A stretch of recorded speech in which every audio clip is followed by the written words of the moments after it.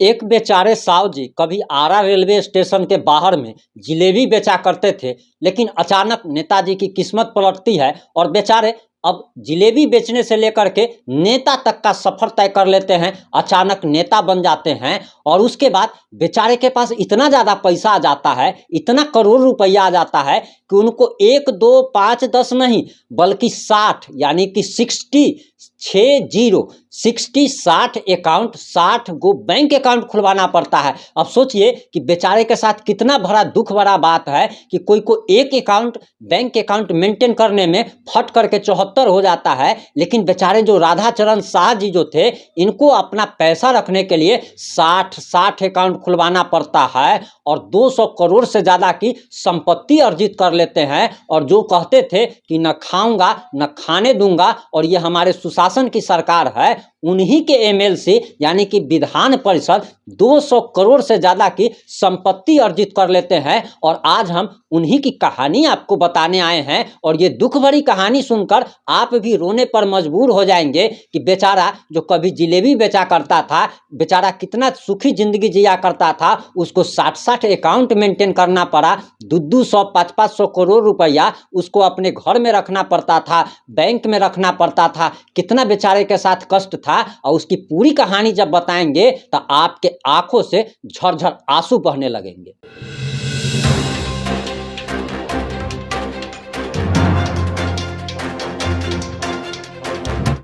नमस्कार, मैं प्रिंस कुमार सिंह और आप देख रहे हैं पॉजिटिव इंडिया। अगर अभी तक आपने चैनल को सब्सक्राइब नहीं किया है तो खबरों से अपडेट रहने के लिए कृपया चैनल को सब्सक्राइब कर लीजिए और जो लोग ऑलरेडी कर चुके हैं उन तमाम लोग को सहृदय धन्यवाद। दरअसल अब वापस आते हैं अपनी खबर पर, लेकिन खबर बताने से पहले एक चीज़ आपको हम बताते हैं कि अगर आपको इस दुनिया में सबसे ज़्यादा पैसा कमाना है, जल्दी पैसा अगर कमाना है तो आप, कोई चाहता है कि हम इंजीनियर बने, कोई कहता है हम डॉक्टर बनेंगे, कोई कुछ कहता है, कोई कुछ कहता है, लेकिन ये सब कोई भी सेक्टर में उतना स्कोप नहीं है जितना नेता बनने के सेक्टर में स्कोप है। और अगर आप नेता अगर बन जाते हैं तो 1 साल 2 साल में 5 साल जाते जाते आप 500 1000 करोड़ के मालिक बन सकते हैं। और जो व्यक्ति जो एक इंजीनियर हो, एक डॉक्टर हो और एक जो बड़ा से बड़ा जो आदमी होता है, एक आईएएस जिसको बोलते हैं, वो भी सोचता है कि उसका दिल्ली में एक फ्लैट हो, लेकिन अपनी पूरी ज़िंदगी ईमानदारी से कमाता है लेकिन एक फ्लैट भी नहीं खरीद पाता है। लेकिन अगर आप नेता अगर बन जाते हैं तो हो सकता है कि दिल्ली में आपके पास 4-5 बंगला हो, आपके पास बेंगलोर में 2-3 बंगला हो, आपका पश्चिम बंगाल में 2-3 बंगला हो, बिहार में हो, आपका स्विट्जरलैंड में हो, सिंगापुर में हो, दुबई के बुर्ज खलीफा में भी आप 2-3 फ्लैट खरीद सकते हैं। और आपके पास इतना ज़्यादा पैसा हो जाएगा कि आपको 100 से 150 बैंक अकाउंट खुलवाना पड़ जाएगा। और ज़रा सोचिए कि आजकल व्यक्ति के साथ सबसे बड़ा समस्या क्या आ जाता है। जो गरीब व्यक्ति है, जो एचडीएफसी और आईसीआईसीआई जैसे प्राइवेट बैंकों में अपना खाता खुलवाता है और जिसमें 5000 रुपया मिनिमम बैलेंस मेंटेन करना पड़ता है। अच्छा छोड़िए प्राइवेट बैंक को भी, जो सरकारी बैंक है जिसमें 1000 रुपया आपको मिनिमम बैलेंस मेंटेन करना पड़ता है, तो हमारे जो भारत के जो लोग हैं, इसमें से एक रिसर्च के अनुसार 18 करोड़ से ज़्यादा लोग अपना मिनिमम बैलेंस भी मेंटेन नहीं कर पाते। यानी कि 18 करोड़ लोगों के अकाउंट में 1000 रुपया भी नहीं रह पाता, एक खाता भी सही से नहीं चला पाते। लेकिन आज हम आपको एक ऐसे तेजस्वी, ओजस्वी और बहुत ही महान व्यक्ति के बारे में बताने जा रहे हैं जिसका पूरा नाम राधाचरण शाह जी है और वे वर्तमान में जेडीयू के यानी कि बिहार के सत्ताधारी पार्टी के एमएलसी है, यानी कि विधान परिषद है। लेकिन आपको बताते चले कि ये बेचारे कभी आरा रेलवे स्टेशन के बाहर जिलेबी बेचने का काम करते थे। वही जिलेबी जो चक्करघिन्नी की तरह घूमता रहता है, अब 5-10 रुपया 100 बिकता है और अगर किलो की बात की जाए तो 100-150 रुपया किलो बिकता है। और जिसमें बेचारे 500 1000 रुपया कमाते थे और कितना बढ़िया परिवार के साथ गुजर बसर करते थे। शाम में जो है सो राशन आता था, रात में खाना बनता था, सारा व्यक्ति खा पी करके सो जाते थे, किसी प्रकार का कोई टेंशन नहीं होता था। लेकिन बेचारा का अचानक जो है किस्मत बदलता है, दुर्भाग्य से बेचारे जो एमएलसी बन जाते हैं, एमएलसी बनते ही बेचारे के पास 500 करोड़ से ज़्यादा की संपत्ति आ जाती है। फिर बेचारे को 60 से ज़्यादा अकाउंट खुलवाना पड़ता है। बेचारे को बेंगलोर में, अब आपको जब हम बताएंगे कि बेचारे की प्रॉपर्टी कहाँ कहाँ है तो आप हैरान परेशान हो जाइएगा। बेचारे की प्रॉपर्टी दिल्ली में है, हिमाचल प्रदेश में, मुंबई में, बेंगलोर में, उत्तराखंड में, झारखंड में, पश्चिम बंगाल में, महाराष्ट्र में, मिजोरम में, यानी कि देश के तमाम राज्यों में उनकी प्रॉपर्टी है। अब इसको भी आप जरा हल्का में मत लीजिएगा। आपके पास अगर एक बाइक अगर होता होगा, एक घर अगर आपके पास है, तो उसको सोचिए कि मेंटेन करने में कितना लगता है। एगो दूगो नौकर भी रखना पड़ता है कि भाई झाड़ू मारने वाला होना चाहिए। और सोचिए कि बेचारा का कितना दुर्भाग्य, बेचारा का कितना किस्मत खराब, इनके पास 20-20 राज्य में 20-20 राज्य में इनका घर है। इनको मेंटेन करने में इनको कितना समय देना पड़ता होगा। जो बेचारा आराम से रात में चैन की नींद सोता था, उसको नींद नहीं आती होगी कि हमारा 20-20 राज्य में प्लॉट है, घर है, कहीं किराएदार जो है वो कहीं अपने नाम पर कब्जा न कर ले, या कुछ भी हो सकता है। बेचारे को 60-60 गो अकाउंट में पैसा रखना पड़ता था। बेचारे का कष्ट इतना बड़ा है जो सुन करके आपके आंखों से आंसू गिर जाएंगे कि कोई भी आदमी तोशक पर सोता है, गद्दा पर सोता है, मैट्रेस पर सोता है, लेकिन इस बेचारे को पैसा पर सोना पड़ता था, वो भी 500-500 के गड्डी पर। ये सोचिए कि कितना दुख भरी बात है कि पैसा जो है कितना गड़ता होगा। क्या उसका मन नहीं करता होगा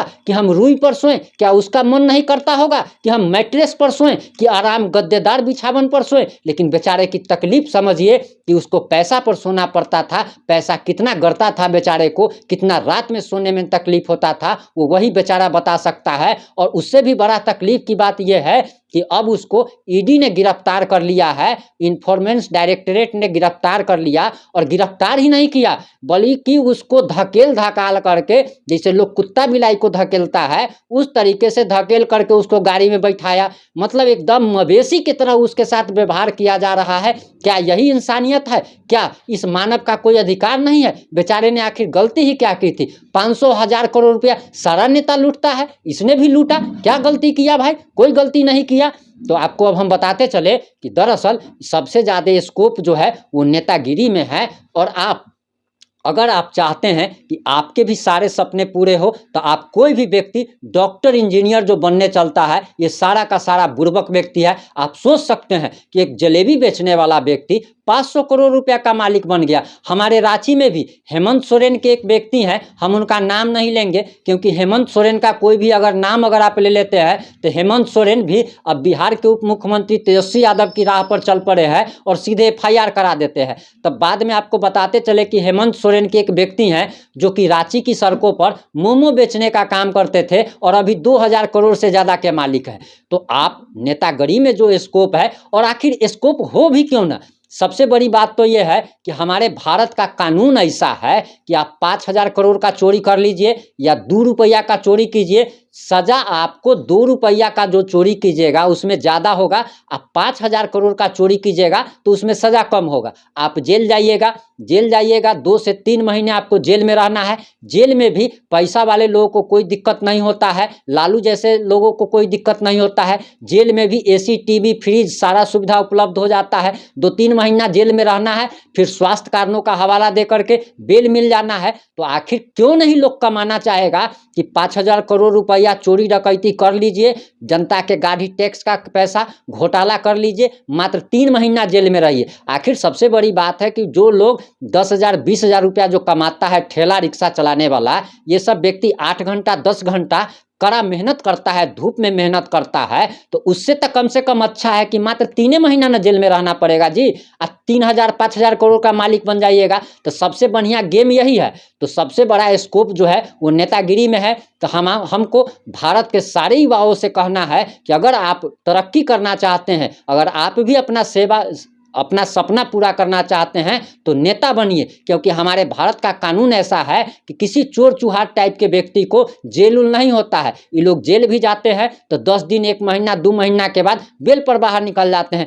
हमारे आप लालू प्रसाद यादव जी को देख लीजिए, हजारों करोड़ का घोटाला किए, चारा घोटाला, फलना घोटाला, चिलाना घोटाला, और देख लीजिए क्या आराम से शान से बाहर घूम रहे हैं कि नहीं घूम रहे हैं जी। हजारों करोड़ का संपत्ति है कि नहीं बनाए कि नहीं बनाए। अभी जो बात हम बोल रहे हैं तो कुछ लालू जी के समर्थक लेखक आएंगे वो हमको कहेंगे जो गोदी मीडिया है, तो हाँ हम गोदी मीडिया, एकदम गोदी मीडिया है। अगर चोर को चोर कहना अगर गलत है तो हम गोदी मीडिया हैं। और आप ही एक बात बताइए ना, जो व्यक्ति सर्वेंट क्वार्टर में रहता था उसके पास हजारों करोड़ का संपत्ति कहाँ से आया? कहीं ना कहीं तो घपला घोटाला किया है ना जी। तो आज का समय ऐसा है कि अगर कोई चोर है उसको अगर आप चोर कह दीजिएगा, अगर कोई पागल है उसको अगर आप पागल कह दीजिएगा तो गुस्सा करके लड़ने चलाएगा। तो ऐसे लोगों को इग्नोर करना चाहिए। ठीक उसी तरीके से जैसे प्रधानमंत्री नरेंद्र मोदी अरविंद केजरीवाल को कर देते हैं, राहुल गांधी को कर देते हैं, ठीक इसी तरीके से इन लोगों को इग्नोर करना चाहिए। जुड़े रहे हमारे साथ। अगर आपको हमारी रिपोर्टिंग अच्छी लगती है तो चैनल को जरूर सब्सक्राइब कर लीजिएगा और जुड़े रहिए हमारे साथ। जय हिंद, जय भारत, जय जय बिहार।